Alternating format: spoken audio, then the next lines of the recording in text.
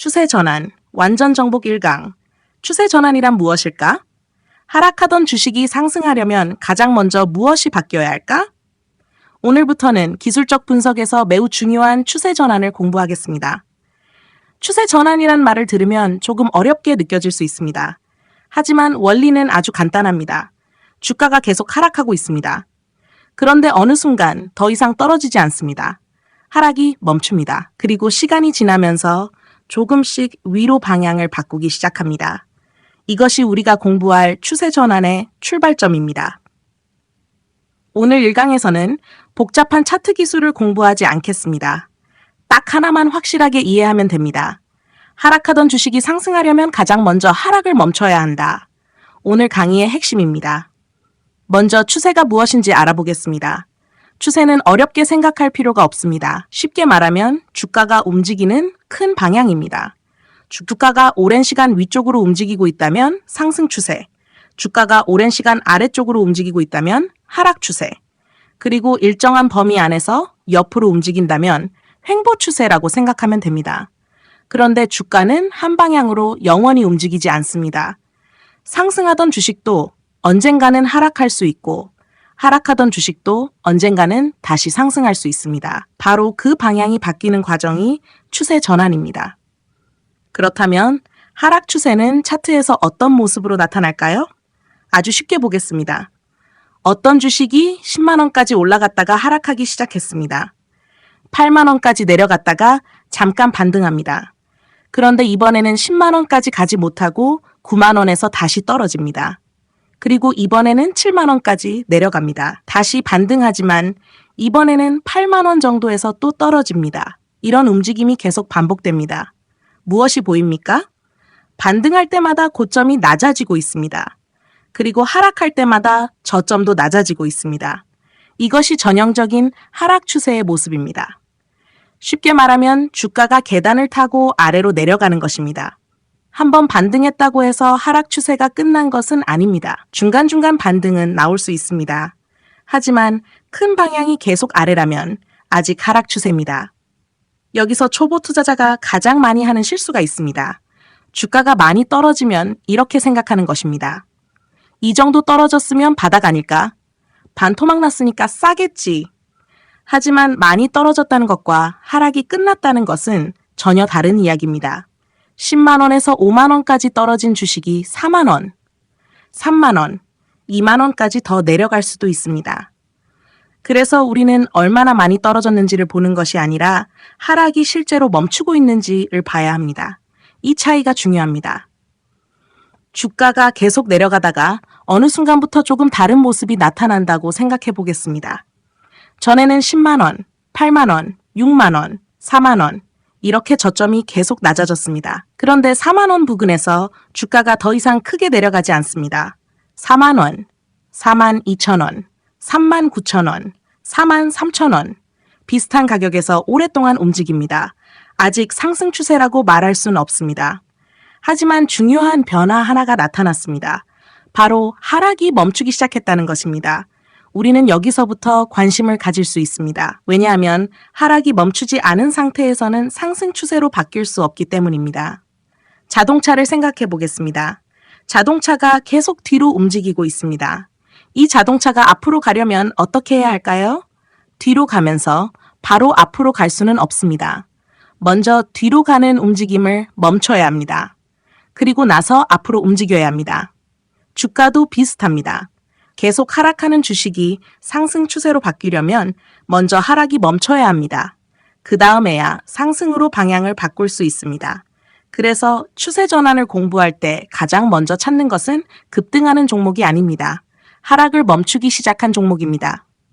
그렇다면 하락이 멈추면 바로 사면 될까요? 아닙니다. 이 부분이 중요합니다.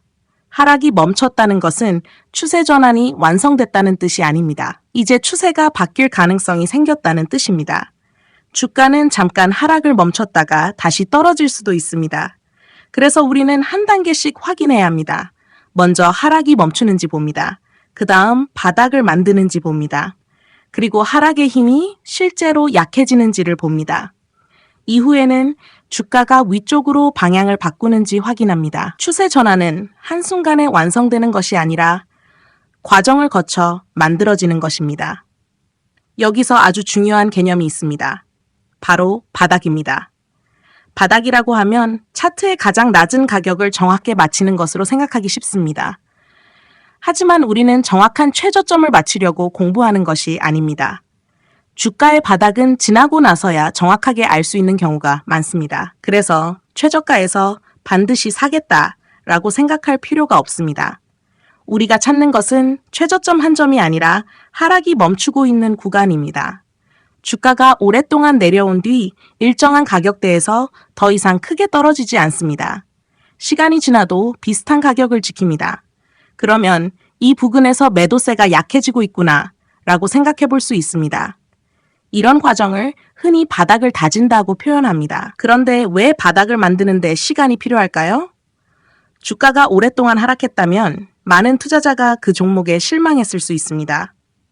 조금만 반등해도 이번에 탈출해야겠다 하면서 주식을 파는 사람도 있습니다.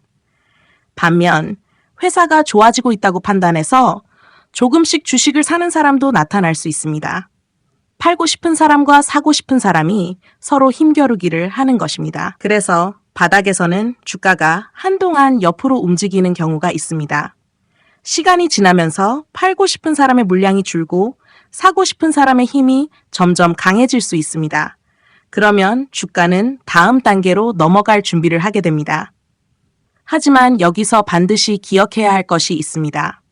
우리는 차트만 보고 아무 기업이나 바닥을 찾는 것이 아닙니다. 기술적 분석은 우리 투자 과정의 마지막 단계입니다. 먼저 시장을 봅니다. 그 다음 산업과 섹터를 봅니다.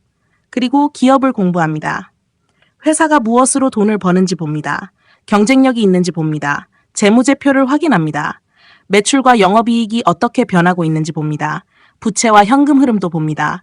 그리고 기업 가치와 가격을 생각합니다. 그 다음 마지막으로 차트를 펼칩니다. 왜 그럴까요? 좋은 기업을 찾았다면 이제 중요한 질문은 언제 접근할 것인가 이기 때문입니다. 그래서 우리가 계속 기억해야 할 문장이 있습니다. 재무로 기업을 고르고 차트로 때를 고른다. 예를 들어 보겠습니다. 아주 좋은 기업이 있습니다. 산업도 성장하고 있습니다. 매출도 증가합니다. 영업이익도 좋아지고 있습니다. 재무구조도 괜찮습니다. 그런데 주가는 아직 몇 년째 하락하고 있습니다. 그렇다면 좋은 기업이라는 이유만으로 무조건 서둘러 살 필요는 없습니다. 기다려볼 수 있습니다. 주가의 하락이 멈추는지, 바닥을 만드는지, 시장의 평가가 바뀌기 시작하는지 차트에서 확인하는 것입니다. 반대로 차트가 바닥처럼 보인다고 해서 기업의 실적이 계속 나빠지고 있고 산업 자체가 쇠퇴하고 있다면 더 신중해야 합니다. 그래서 기업과 차트를 함께 보는 것이 중요합니다. 오늘 강의에서는 일부러 많은 기술적 분석을 넣지 않았습니다. 추세 전환을 처음 공부할 때 가장 먼저 머릿속에 넣어야 할 원리 하나가 있기 때문입니다. 다시 한번 말씀드리겠습니다. 하락하던 주식이 상승하려면 먼저 하락을 멈춰야 합니다. 하락을 멈추지 않았는데 추세 전환을 이야기할 수는 없습니다. 그리고 많이 떨어졌다고 하락이 끝난 것도 아닙니다. 반등했다고 상승 추세가 된 것도 아닙니다. 먼저 하락이 멈추는지를 확인합니다. 그리고 바닥을 만드는 시간을 지켜봅니다. 이것이 추세 전환 공부의 첫 번째 출발점입니다. 마지막으로 오늘 내용을 아주 쉽게 정리하겠습니다. 하락 추세에서는 고점이 낮아지고 저점도 낮아집니다. 주가는 계단을 타듯 아래로 내려갑니다. 그러다가 어느 순간 저점이 더 이상 크게 낮아지지 않습니다. 주가가 일정한 가격에서 머물기 시작합니다. 이것이 추세 전환을 준비하는 첫 번째 변화입니다. 하지만 아직 끝이 아닙니다. 하락이 멈췄다면 그 다음에는 주가가 실제로 하락의 구조를 깨고 올라오는지를 봐야 합니다. 그 과정에서 매우 중요한 것이 하락 추세선입니다. 다음 2강에서는 하락 추세선이 무엇인지, 왜 하락 추세선을 돌파하는 것이 중요한 변화인지, 그리고 낮아지는 고점과 저점이 어떻게 바뀌기 시작하는지를 차트를 보듯 아주 쉽게 공부하겠습니다.